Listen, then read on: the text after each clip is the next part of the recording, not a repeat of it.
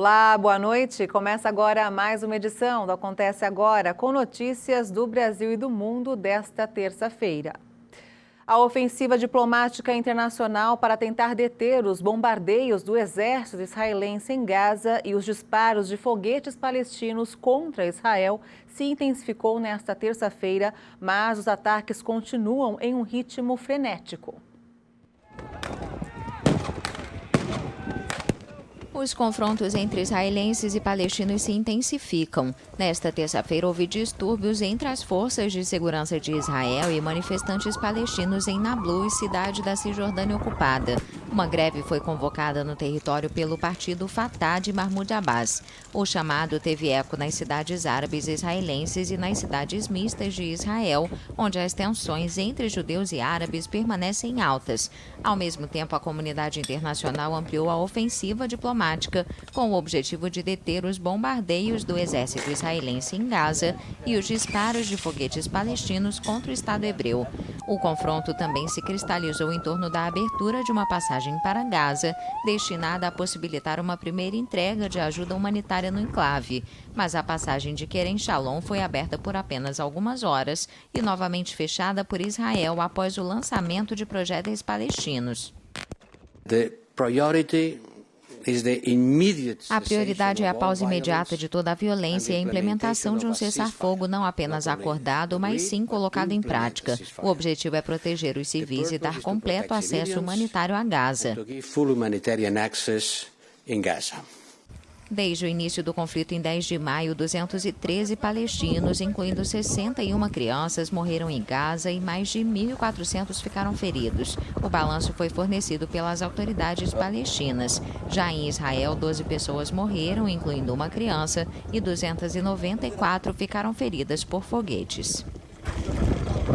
A Fiocruz confirmou que a matéria-prima para a produção de 12 milhões de doses da vacina AstraZeneca deve chegar no sábado. Já o Instituto Butantan deve receber o ingrediente farmacêutico ativo somente na próxima semana. Os 2 próximos lotes do ingrediente farmacêutico ativo para a vacina da AstraZeneca, produzida pela Fundação Oswaldo Cruz, devem ser enviados da China para o Brasil na sexta-feira e a chegada está prevista para sábado. Na semana passada, a Fiocruz informou que já estava com estoque baixo de insumos. O IFA é a matéria-prima para a produção das vacinas, que o Brasil importa em grande parte da China. Segundo a Fiocruz, o volume de insumos previsto para chegar vai ser suficiente para a produção de cerca de 12 milhões de doses da vacina da AstraZeneca. A Fundação informou que as novas remessas garantem as entregas de vacinas programadas até a 3ª semana de junho. Antes, a previsão anunciada do IFA para o fim de maio era de 2 datas para o embarque do insumo, parte no dia 21 e parte no dia 29. Agora, os 2 lotes vão chegar juntos no dia 21 de maio.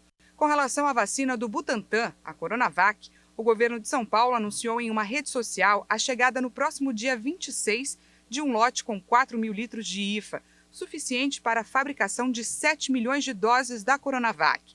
A produção do Butantan está parada desde o fim da semana passada, aguardando a chegada dos insumos. Os Estados Unidos fazem 15 vezes mais testes de Covid do que o Brasil. Aqui, o Ministério da Saúde admitiu o risco de perder mais de 2 milhões de testes de Covid que estão estocados e vão vencer esse mês, mas avisou que eles devem ser substituídos. O Boletim Epidemiológico Especial do Coronavírus do Ministério da Saúde informou que entre os dias 2 e 8 de maio, o país fez cerca de 496 mil testes RT-PCR, enquanto os norte-americanos fizeram mais de 7 milhões e meio e os britânicos cerca de 6 milhões e 200 mil testes. Nesse mesmo período, o Brasil registrou cerca de 420 mil novos casos da doença. Já os Estados Unidos confirmaram 288 mil diagnósticos de Covid-19. No Brasil, a cada caso confirmado, foi realizado 1,2 exame. O número também indica uma alta prevalência do vírus entre os testados, em que 5 a cada 6 testes deram positivo. Assim, é bem menor a quantidade de exames realizados aqui do que em países que já estão vendo o fim da pandemia, como os Estados Unidos e o Reino Unido. Esses países, por exemplo, já vacinaram a metade da população enquanto o Brasil aplicou a primeira dose em cerca de 18% dos brasileiros. Aqui no país, mais de 2 milhões de testes de Covid estão estocados, sem uso, e correm o risco de perder a validade. Mas o Ministério da Saúde afirmou que os testes vencidos vão ser substituídos pelo fornecedor sem nenhum custo. Um arranha-céu foi esvaziado na tarde desta terça-feira na China, em meio ao pânico depois que o prédio de quase 300 metros de altura balançou por um motivo ainda desconhecido. A cidade Shenzhen, no sul da China, viveu momentos de pânico nesta terça-feira. O arranha-céu de 71 andares teve de ser esvaziado após o prédio de quase 300 metros de altura balançar. O motivo ainda é desconhecido e nenhum tremor de terra foi registrado na região. Concluído em 2000, o Seg Plaza é um dos edifícios mais emblemáticos de Shenzhen, a imensa metrópole na fronteira com Hong Kong. Na rede social Weibo, a agência de gestão de emergências anunciou que as causas da oscilação do edifício estão sendo investigadas. 5 dos arranha-céus mais altos do mundo estão na China, incluindo a Torre Xangai, que tem 128 andares e 632 metros de altura. Desde o ano passado, a China proibiu a construção de prédios com mais de 500 metros de altura, uma restrição que já estava em vigor em algumas cidades, como Pequim. Algemas que prendiam os tornozelos dos escravos junto com retratos de um casal holandês enriquecido com a escravidão no Brasil estarão em exibição a partir de hoje em uma exposição em Amsterdã sobre o passado colonial da Holanda. Objetos de tortura junto com pinturas de Rembrandt de famílias enriquecidas graças ao trabalho escravo no Brasil. Estas são algumas peças expostas no Rijksmuseum de Amsterdã. A população holandesa conhece bem a parte colonial de seu país, mas desconhece seus laços com a escravidão. O Rijksmuseum decidiu que quer apresentar a história da Holanda, uma história mais completa do que a que apresentamos até agora. Achamos que o passado colonial é um elemento importante em nossa história nacional. Por isso era oportuno, como não havia sido feito antes, apresentar uma exposição sobre a escravidão.